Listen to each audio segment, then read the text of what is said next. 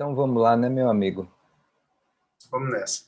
Primeiro, eu agradeço a sua disponibilidade de estar aqui. É um prazer muito grande estar partilhando mais um momento com você, dos vários momentos que a gente já partilhou, caminhando, tomando um café. A minha experiência com os estudos do curso também tem a ver com o início dessa nossa amizade, né? Então, é um momento realmente importante, esse momento. Um momento de celebração e de compartilhar experiências, né? Vamos lá. Então, hoje a gente combinou de conversar um pouco sobre o significado do perdão, o que é a parte teórica, o que é a parte prática e também alguns exemplos do que a gente poderia entender como perdão. Na tua compreensão do curso, quais seriam as principais diferenças entre o perdão como a gente costumou aprender e o perdão que o curso em Milagres traz?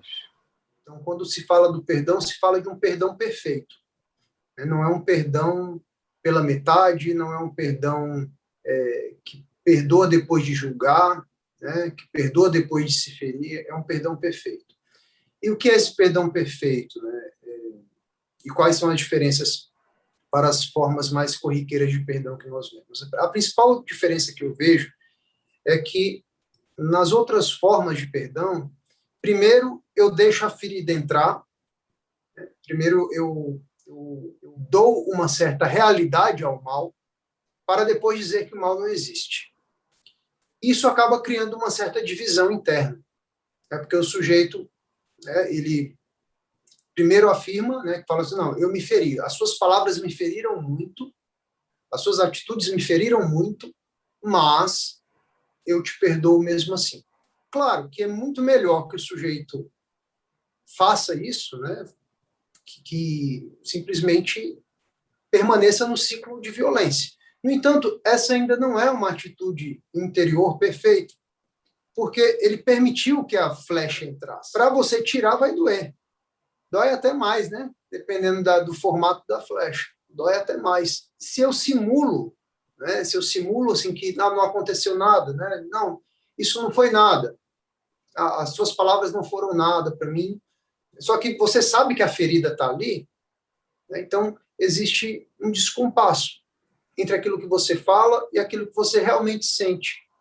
E a maioria das formas, né, de perdão corriqueiras trabalham com essa dualidade.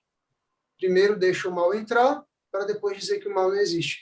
E o que o curso propõe é que você sequer, você não vai deixar o mal entrar, porque você já reconhece de imediato a impossibilidade de um ferimento real naquilo que é perfeito. O nosso espírito é inocente. Sendo inocente, ele vai ver tudo como inocente também. Sendo simples e puro, ele vai ver tudo como simples e puro. Então, nada consegue ferir essa pureza e essa simplicidade e essa perfeição do nosso espírito.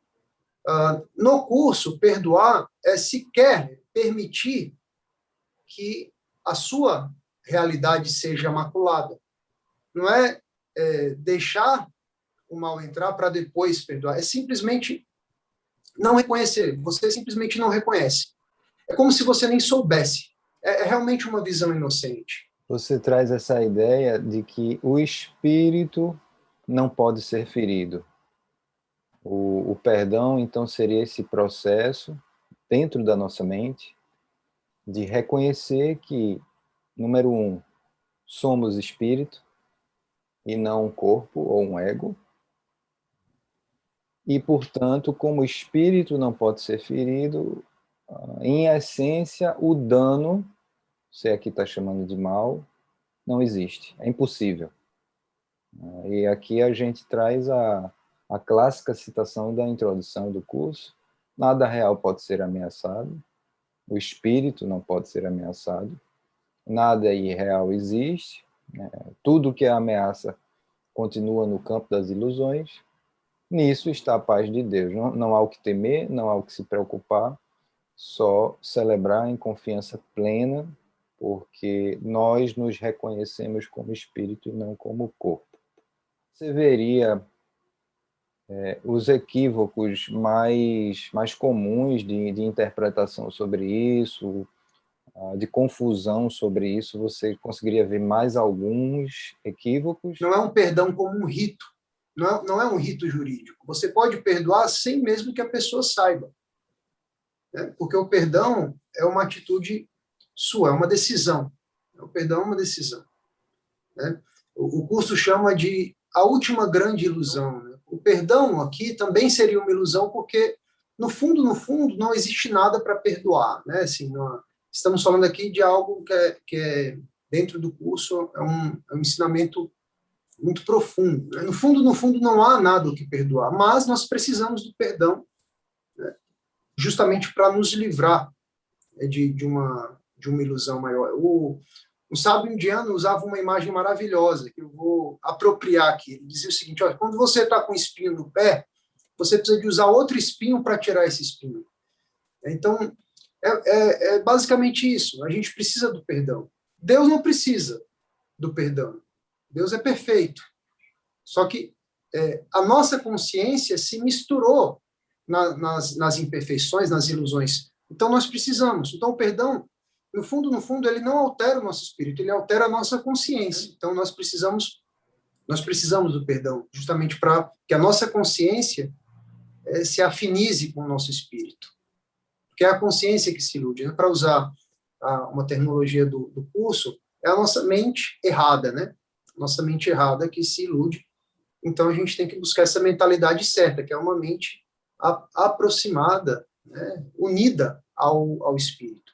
O perdão não é um acordo né, um acordo de palavras com o outro. O outro realmente sequer precisa saber.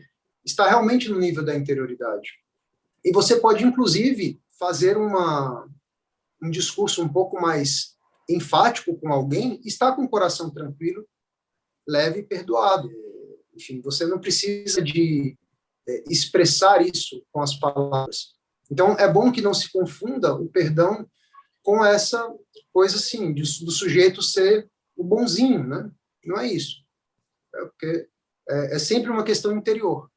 Claro que o outro vai perceber, se você realmente estiver perdoado nesse nível interior, se o seu coração estiver realmente afinizado com o espírito, né? Se a sua consciência estiver afinizada com o espírito, o outro vai perceber, isso vai se emanar, né? Mas você não pode buscar uma linguagem externa se você não se apropriou disso internamente. Então, alcançado isso na interioridade, né, isso vai emanar.